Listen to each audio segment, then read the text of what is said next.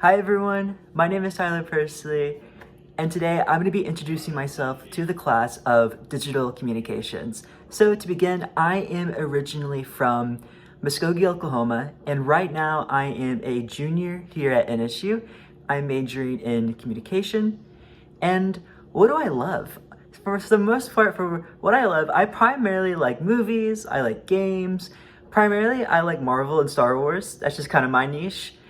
And I'm kind of just a huge fan, just nerd culture, just all that fun jazz as well. And gym. Gym is also fun. So as we begin this class and get more into this class, I kind of want to talk about what I think the role of digital communication is. So digital communication in correlation to in-person communications, I kind of think of it simply like this. So with in-person communications, it's kind of like throwing darts, okay? For instance, not really everything you might say during in-person communications, it may not always stick. It may not always be perfect on that first try, that first attempt. But with digital communications, you're able to necessarily pinpoint the directions of conversations. Also, for instance, with recording an introduction video like this one, you might have to be able to do it in multiple different attempts. For instance, I'm going to take a couple attempts to get this right.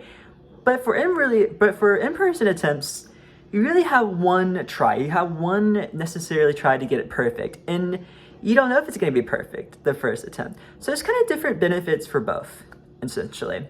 So moving on, I kind of want to talk about AI, what I kind of think about AI.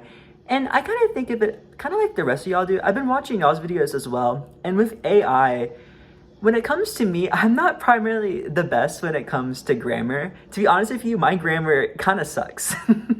It's really, really bad. But I do like platforms like ChatGPT and Grammarly. For instance, you can just say, hey, make this kind of more professional, kind of put some punctuation in there. And I do like that. I think it's kind of a simple answer. But for digital communication, one instance I'm actually kind of excited for is the fact that since these are digital platforms, and of course digital communications, I think kind of both flesh together pretty well. And you're able to ask necessarily digital questions, kind of that perfect response. Kind of the responses you get from these platforms, I think are potentially going to be really interesting. So transitioning with virtual groups as well. Virtual groups, I kind of think of it like this. There's different group members within groups, and I think what makes digital communication in groups go really well is the fact that you can really give anyone kind of their own essential roles.